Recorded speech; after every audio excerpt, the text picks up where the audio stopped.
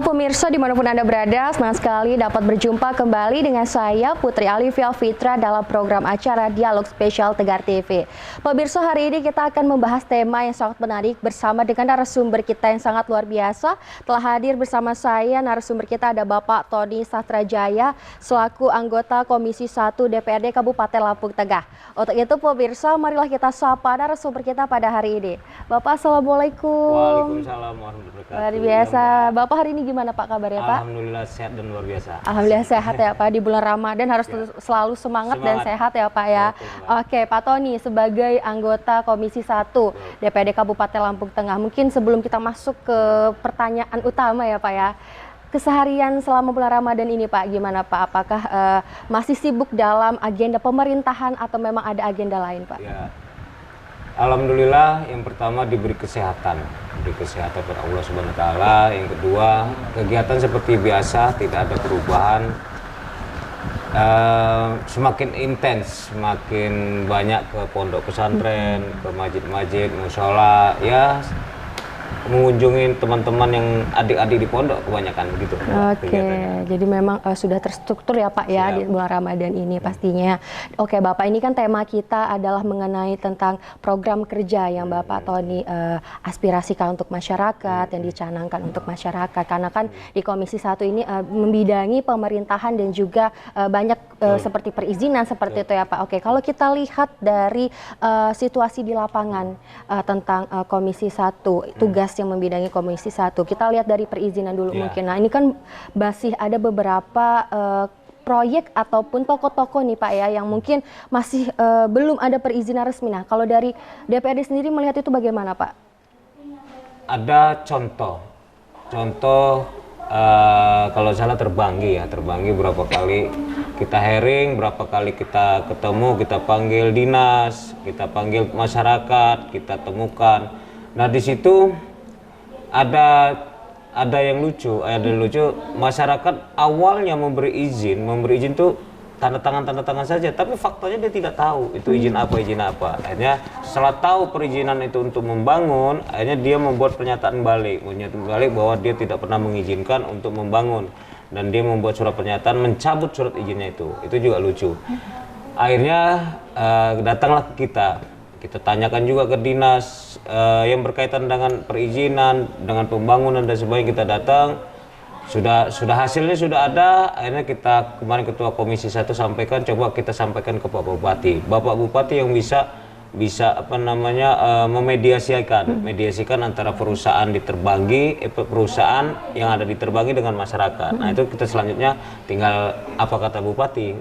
Tapi yang jelas apapun cerita, kalau tidak ada izin ya tidak bisa. Nah, sekarang tergantung kebijakan dari Pak Bupatinya dan masyarakat. Begitu, Mbak.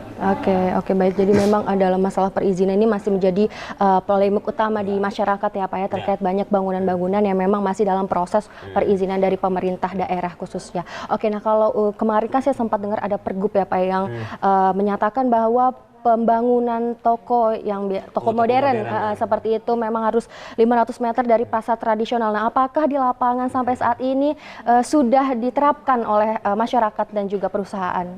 Oke, toko modern tempat kita itu kita sebut saja Alfa dan Indomaret itulah toko modern. Nah, jadi di dalam perbuk kalau tidak salah tahun 2023 memang boleh diperbolehkan, tapi harus ada jarak 500 meter, kalau 300 sampai 500 meter minimal. Tapi faktanya itu banyak dekat-dekat pasar tradisional.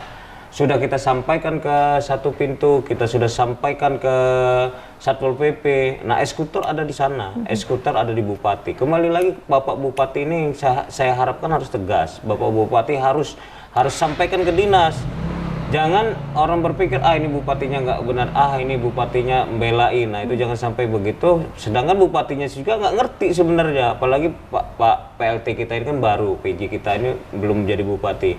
Seharusnya tegas itu. Nah, kesalahan di dinas nanti disangkut-sangkutkan, ini bupatinya, ini dewannya gitu. Sedangkan kami dewan itu berapa kali kita panggil, ini memang izinnya begini, nggak boleh buat toko lebih dekat dari pasar tidak boleh, dan itu kan sesuai peraturan bupati gitu Pak. Jadi untuk keadaan di lapangannya langsung memang saat ini masih banyak ya Pak ya yang belum mengikuti aturan yang Kita memang akui, sudah masih. diberikan oleh pemerintah pusat dan juga provinsi. Oke Bapak, kita masuk ke program kerja dari Bapak Todi sendiri ini kan sudah memasuki beberapa bulan setelah dilantik ya Pak ya, udah hampir setahun. Lalu saat ini program yang sedang dicanangkan atau memang sudah dilaksanakan seperti apa Pak? Oke. Yang pertama kita jelas ngikuti program pemerintah ya, khususnya Kabupaten Lampung Tengah, lebih luas kita semua program Presiden Republik Indonesia. Saya malahan banyak program pribadi Mbak. Kalau buat program pribadi, selama program pribadi itu tidak nabrak aturan, tidak merugikan, dan masyarakat senang, menurut saya real aja. Kenapa sih buat program pribadi? Karena yang pertama, harus diakui Lampung Tengah kita punya keuangan lagi tidak baik-baik saja. Keuangan kita lagi tidak baik-baik saja. Masyarakat menuntut bagaimana jalan itu harus bagus semua. Uangnya nggak ada. Gitu loh. Uang kita nggak ada, mau apa gitu loh. Kita nuntut, kita minta loh. Kita minta ke orang tua aja, ke bapak kita aja belum tentu ada orang tua. Jadi kita harus sadar, kita harus tahu juga ini harus pemerintah daerah itu harus pelan-pelan kasih tahu ke masyarakat bahwa uang kita nggak ada. Lampung Tengah itu lebar, luas dan sebagainya. Akhirnya program pribadi saya, uang pribadi saya, contoh di Adipuro itu jalan ke kuburan, jalan tadi itu saya sendiri tuh mengeluarkan dana uang pribadi kurang lebih 400 meter untuk beli semen dan sebagainya, tapi yang kerja masyarakat. Nah, begitu juga sebulan yang lalu ada di Sembawaringin itu membangun jalan masjid ke Al-Ikhlas, itu dipakai oleh warga, itu pakai dana pribadi untuk beli semen, itu akhirnya masyarakat juga ikut membantu, tapi yang kerja tetap masyarakat. Dan banyak program-program pribadi, uang pribadi yang saya keluarkan untuk bagaimana pembangunan itu ada. Ada juga tapi masyarakat bilang bahwa pemerintah tidak turun, pemerintah tidak keluar uang dan sebagainya, itu ya biarkan masyarakat yang menilai. Kalau orang udah nggak suka tetap nggak suka, kalau orang suka ya tetap suka gitu loh Mbak. Siap. Menarik sekali pemirsa, ternyata ini yang harusnya memang dilakukan ya oleh seorang anggota Dewan Wakil Rakyat ya Pak ya, menjembatani aspirasi, membantu yang bisa dibantu seperti itu ya Pak ya. Jadi memang menariknya adalah dari Pak Tony Ede bisa memberikan kepada masyarakat terkait dengan apa yang memang mampu dilakukan ya Pak ya. Itu bisa menjadi catatan juga untuk mungkin yang lain seperti itu ya Pak ya. Oke Pak, kalau dari respon tanggapan masyarakat sendiri dengan adanya pembangunan yang sampai saat ini Bapak berikan atau lakukan? Ya, jadi masyarakat tadi kembali lagi, kalau mereka sudah suka, ya tetap suka, tapi kalau dibilang nggak suka, ada aja kesalahan-kesalahan kita yang dinaikkan. Jadi saya sih menyampaikan ke masyarakat, ngeritik boleh, tapi kasih contoh juga, jangan ngeritik jelek-jelekin aja gitu, jangan jelek-jelekan pemerintahan, jangan jelek-jelekan pribadi gitu. Kamu juga turun, jadi garis besarnya jangan tanyakan apa yang negara berikan kepada Anda, tapi tanyakan apa yang Anda berikan kepada negara dan bangsa ini. Oke, luar biasa sekali Bapak. Kita akan lanjutkan lagi Pak, pembahasan kita ini semakin menarik sekali, tapi setelah jeda pariwara berikut ini. Pemirsa jangan kemana-mana, tetaplah bersama kami setelah jeda pariwara berikut ini di Tegar TV.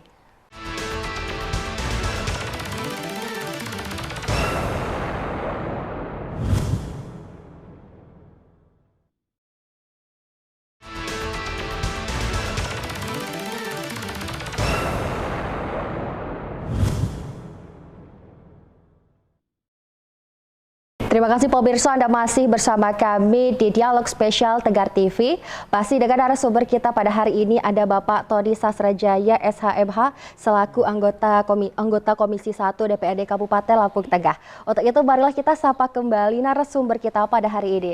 Pak Tommy kembali menyapa pemirsa Tegar TV di rumah ya Pak ya. Tadi di episode pertama kita sudah membahas terkait dengan bagaimana program kerja yang hari ini sedang Bapak jalankan, dan tadi juga telah dijelaskan bahwa misalnya ada program kerja mandiri ya Pak ya, yang sudah diberikan pada masyarakat, itu sangat menarik sekali menurut saya Pak, dan memang itu perlu sekali karena memang di luar dari program pemerintahan sebagai anggota DPRD harus ada rasa inisiatif terkait dengan kebutuhan di lokasi atau wilayahnya masing-masing ya Pak ya, karena kan tiap wilayah itu berbeda gitu. Oke, nah kalau tadi sudah dijelaskan, kira-kira Pak sejauh ini ada tantangan-tantangan tersendiri tidak Pak dalam menjalankan program kerja secara mandiri itu tadi? Nah, tantangannya sih sebenarnya kecemburuan sosial. Kecemburuan sosial. Pokoknya kita bangun jalan di Gang Adipuro atau Gang Serikaton. Gang samping-sampingnya pada minta juga, nah, gitu. Kampung samping-sampingnya juga pada minta, itu tantangannya. Nah, kita sudah sampaikan juga kalau kita bangun itu karena uang pribadi, ya tunggu, jangan bilang saya juga harus dipinta, itu tantangannya. Jadi ada juga kita ngasih ibu-ibu pengajian gamis, baju gamis. Kan kita uang terbatas, kita bukan punya uang unlimited ya. Jadi kampung sebelah minta, kampung sebelahnya minta. Itu saya bilang, saya sampaikan sabar. Ada uang kan saya beli, ada uang saya beli. Dan itu tantangan yang lebih seru. Kita nggak bisa Lampung Tengah aja yang punya dana besar nggak bisa dia bangun Lampung Tengah seluruhnya langsung kan. Apalagi kita uang pribadi. Uang pribadi ini kan Dapil 3 ini banyak kecamatan, ada 6 kecamatan. Itu tantangannya, Mbak. Jadi memang dalam penerapannya juga tantangan utama juga karena ini kan secara mandiri ya Pak ya. Jadi memang butuh proses seperti itu. Mungkin masyarakat bisa untuk lebih mengerti sedikit demi sedikit. Semoga nanti memang bisa membantu yang memang diprioritaskan dulu seperti itu ya Pak ya. Oke Pak, oke untuk sekarang mungkin kita lihat ya Pak ya, masih banyak sekali kasus-kasus pelecehan seksual di tengah masyarakat. Dari Komisi 1 dan sebagai Pak Tony juga melihat hal ini, bagaimana tanggapannya atau adakah kasus-kasus yang memang sudah diselesaikan di Kabupaten Lampung Tengah sendiri khususnya? Jadi kebetulan sebelum saya menjadi Dewan, saya ini adalah seorang pengacara. Jadi sering sekali masyarakat curhat, sering sekali masyarakat telepon bagaimana menyelesaikan permasalahan. Belum lama ini ada juga kasus anak masih sekolah, anak di bawah umur masih sekolah, kenal di TikTok, terus janjian, akhirnya dibawa kabur lah si perempuan ini, bukan bawa kabur, sama-sama suka sih sebenarnya, jalan lah. Terus si laki-laki ini berpikir ini kan sama-sama suka, dia berpikir nggak ada masalah. Nah di sini saya sampaikan, anak di bawah umur itu tanggung jawab negara, anak di bawah umur itu tanggung jawab negara. Si perempuan 18 tahun, si perempuan 18 tahun, yang laki 17 tahun. Jadi apapun yang diperbuat, walaupun orang tuanya setuju, walaupun anaknya setuju, kepolisian wajib ini memproses gitu. Ada terjadi menjadi jurisprudensi, menjadi catatan hukum, menjadi dasar. Di Jawa itu kita semua tahu perkara Sepuji. Sepuji itu istrinya namanya Ulpa. Ulpa itu umur 14 tahun. Orang tuanya Ulpa, kita semua tahu nonton, mengizinkan, memperbolehkan untuk orang tuanya memperbolehkan Ulpa nikah. Dan Ulpanya juga setuju, juga nggak ada masalah. Tapi negara tidak boleh, anak di bawah umur tidak boleh. Anak di bawah, akhirnya tetap diproses, ujungnya Sepuji ditahan. Gitu. Jadi jangan beranggapan orang tua saya boleh. Yang itu juga mengizinkan, jadi itu mau semaunya tidak bisa. Ini hukum kita, negara hukum. Pertanyaannya, bisa nggak sih anak di bawah umur nikah? Bisa saja. Bisanya seperti apa? Permohonan ke pengadilan. Jadi permohonan ke pengadilan, si perempuan sebelum mengajukan nikah di permohonan pengadilan izin nikah. Ini kalau pengadilan memperbolehkan boleh. Mungkin kan pengadilan akan menilai, melihat orang ini memang udah dewasa atau gimana itu kan pengadilan yang tahu, apa daripada dia zina dan sebagainya, pengadilan bisa. Tapi intinya tanpa ada putusan pengadilan, tanpa ada penetapan dari pengadilan tidak bisa. Jadi walaupun orang tuanya setuju tidak bisa. Bahaya kalau anak di bawah umur. Iya benar. Nah kalau dari Kabupaten Lampung Tengah sendiri Pak, saat ini kasus seperti itu apakah marak terjadi atau bagaimana Pak? Marak juga enggak, tapi sering ada aja gitu. Tiap daerah yang saya dengar banyak laporan-laporan seperti itu, banyak kayak curhat begitu. Ya alhamdulillah kalau itu proses ke kepolisian pasti langsung sama polisi langsung. Nah kadang-kadang mereka ya nggak sampai situ, suka sama suka, keluarganya nggak ada masalahin, akhirnya tidak proses kepolisian.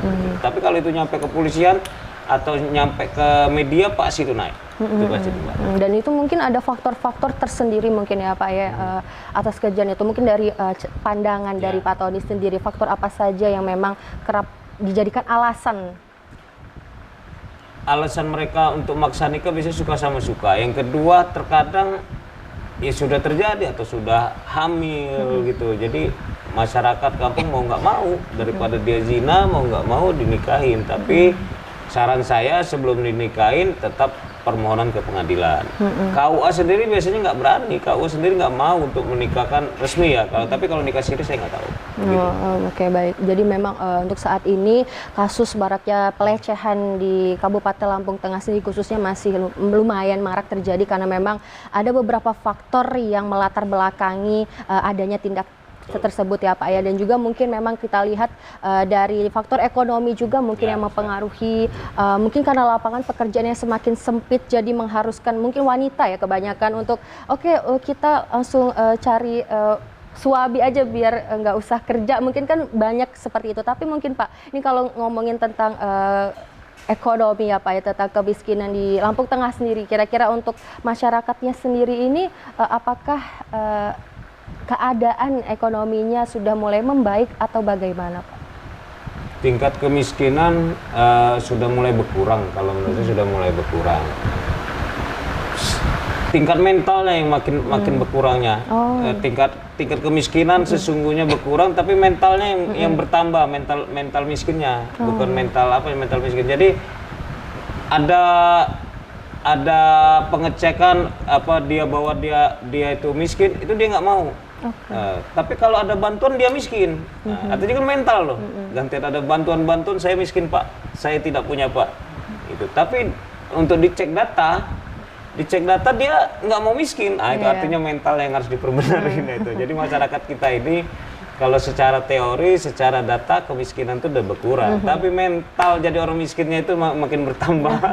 Karena masih ada rasa untuk masih ingin diberi gitu ya, padahal mungkin itu sudah cukup bagi mereka. Oke, Bapak, kita akan lanjutkan lagi Pak bincang kita setelah jeda pariwara berikut ini. Pak Birso jangan kemana-mana, tetaplah bersama kami setelah jeda pariwara berikut ini di Tegar TV.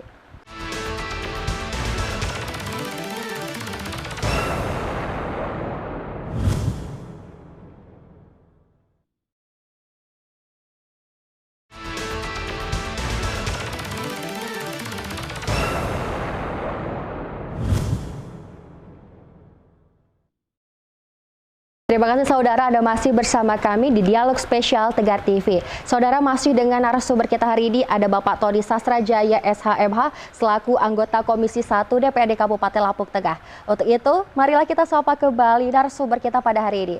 Pak Tony kembali menyapa pemirsa Tegar TV di rumah. Oke Bapak, ini kita masuk ke pertanyaan selanjutnya ya Pak ya. Ini kalau kita membahas tentang makan bergizi gratis yang memang program ini adalah program dari pusat ya Pak ya, memang langsung turun ke pusat. Tapi kan di lapangannya memang mewilayahi beberapa wilayah dan salah satunya di wilayah tempat Bapak ya Pak. Nah, melihat kondisi ini Pak, adakah mungkin permasalahan atau ada cerita-cerita dari masyarakat terkait dengan adanya MBG sejauh ini Pak? Masalah MBG dari awal berdiri, dari awal pembagian itu sudah banyak sekali laporan. Saya juga sebenarnya kami kabupaten ini tidak bisa masuk langsung ke dapur-dapur itu kan masuk ke pusat. Tapi tidak salah juga saya sebagai wakil rakyat memperjuangkan, mempertanyakan tentang MBG itu. Awal puasa ini ada masalah berapa kali, jadi dibagikan beberapa SD, wali muridnya itu pada WA saya sampaikan lewat media dan sebagainya, menurut hitungan saya tidak sesuai. Sampai pengurus atau yang punya dapur itu WA saya, katanya Pak Tony tidak tahu hitung-hitungannya, tadi bilang. Saya bilang hitung-hitungan seperti apa Pak? Yang jelas yang Bapak kasih dari dapur Bapak kasih itu beda dengan dapur yang lain, saya bilang. Khusus untuk Adipuro, SD Negeri Adipuro itu SD 6, SD 3, SD 5, SD 2 itu laporan. Dapatnya ini beda dengan Sebawaringin, beda dengan Untoro, saya bilang. mau hitungannya bagaimana, punya Bapak beda banget gitu loh. Bapak kirim list harganya, kita hitung paling cuma 6.000 7.000, sedangkan kita tahu 15.000 itu komponennya apa-apa, 10.000 untuk apa. Nah, seharusnya 10.000 itu bahan pokoknya dan sebagainya, tapi pelaksanaan cuma 6.000 7.000 gitu loh. Nah, itu saya sampaikan, apalagi dibuat 2 hari 3 hari. Dan saya berharap program-program ini kita dukung, memang kita dukung program dari Bapak Prabowo, tapi jangan nakal. Tapi saya berharap jangan nakal, dan saya berharap pihak-pihak yang berkompeten tolong benar ini dicek betul, jangan nakal gitu loh, jangan nakal. Kalau ini memang bagus, sesuai, bagus program ini, kita ngasih rezeki anak-anak, kita ngasih makan, itu bagus, tapi ya jangan nakal itu, jangan nakal. Komposisinya sudah jelas kok. Pembuat dapur itu kan butuh modal dan sebagainya, dan keuntungan juga sudah jelas gitu loh. Nah, jadi sekali lagi program ini kita bagus, program ini saya setuju, secara pribadi setuju, tapi jangan nakal, begitu Pak. Oke. Nah, tapi kalau kita lihat dari kualitas makanan, kalau di daerah lain sudah banyak sekali ya Pak ya viral terkait dengan makanan yang tidak layak untuk dikonsumsi. Nah, kalau dari Kabupaten Lampung Tengah sendiri saat ini ada tidak Pak masalah seperti itu? 3 bulan atau 4 bulan yang lalu muncul viral masalah ulet. Jadi di sayur itu ada ulet.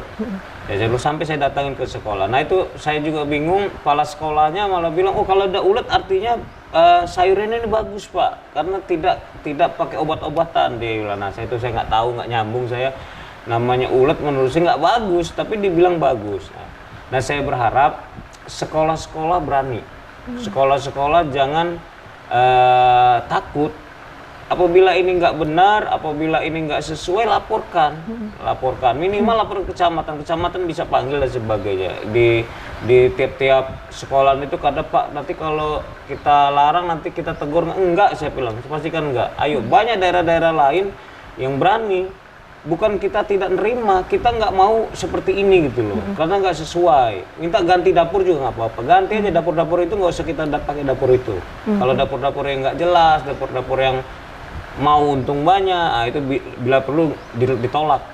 Bukan kita nolak programnya ya, dapurnya yang kita tolak, begitu Mbak. Jadi memang untuk kualitas makanan di dapur MBG sendiri bukan masalah nasional, bukan masalah pribadi saja, tapi memang secara nasional masih banyak beberapa wilayah, khususnya di Lampung Tengah juga permasalahan tentang kualitas makanan ini memang perlu sangat amat diperhatikan, apalagi bagi para yang punya dapur gitu ya. Nah, kalau kita lihat sampai hari ini Pak, memang tapi penyalurannya memang sudah merata semua ya Pak ya untuk MBG di Kabupaten Lampung Tengah. Kalau bilang merata belum juga, karena kan itu dapur itu ada maksimal ya, maksimal 3.000 penerima. Sedangkan di kelurahan, di kecamatan Trimudo itu butuh 5-6 dapur. 5-6 dapur, kita baru berapa dapur gitu. Tapi yang lagi dalam program-program sih banyak ya, dalam proses lagi pembangunan juga lagi ada beberapa tempat. Ya mudah-mudahan cepat selesai, program ini berjalan sesuai. Kalau ini sesuai, pemerintah yakin akan setuju. Kalau tidak sesuai, jangan diam saja gitu, sampaikan. Kalau nggak benar ya harus sampaikan, jangan takut. Sering saya bilang, walaupun langit runtuh, kebenaran keadilan harus ditegakkan. Nah, jadi kebenaran itu walaupun langit runtuh, istilahnya sampai kiamat, kebenaran harus ditegakkan. Jangan takut. Saya siap membela, saya siap dukung. Oke, luar biasa sekali pemirsa, dan ini juga tanggung jawab bukan hanya untuk 1-2 orang ya Pak ya, bahkan anak-anak yang puluhan bahkan ratusan itu tanggung jawab untuk anak-anak yang masa kembangnya dengan baik. Tapi kalau tidak dimanfaatkan dengan baik, dengan hal-hal yang kurang baik, itu bukannya malah menjadikan generasi itu lebih maju, justru nantinya malah mencontohkan hal-hal yang baik ke depannya. Oke Bapak, mungkin sebelum kita akhiri dialog kita pada hari ini, Bapak boleh berikan closing statement atau harapan dan pesan kepada pemirsa Tegar TV di rumah. Oke. Beberapa pertanyaan, beberapa bahasan tadi kita sangat setuju. Yang jelas beberapa kata-kata saya, jangan jadi mental miskin. Itu kita tidak suka mental miskin itu, hilangkan. Kalau kita memang nggak ada ya katakan tidak ada. Kasihan orang-orang yang seharusnya dapat, seharusnya nerima, laju ketutup dengan kalian-kalian yang punya mental miskin tadi. Kebenaran, keadilan harus ditegakkan walaupun langit runtuh. apapun permasalahan seperti ketidakadilan, kezoliman dan sebagainya, sampaikan, ungkapkan, jangan takut. Itu mungkin. Oke, luar biasa sekali pemirsa, hari ini pembahasan kita bersama dengan narasumber kita hari ini. Pak Tony, terima kasih banyak telah memberikan edukasi, sudah berbincang ya. Ini perbincangan yang sangat daging banget ya Pak. Bisa, semoga nantinya bisa bermanfaat juga untuk pemirsa Tegar TV yang menonton. Pak, sehat selalu ya Pak ya, semoga bisa berjumpa di kemudian hari. Pemirsa, itulah tadi dialog kita bersama dengan Pak Tony Sasrajaya selaku anggota Komisi 1 DPRD Kabupaten Lampung Tengah. Saya Putri Alivia Fitra pamit undur diri. Terima kasih dan sampai jumpa.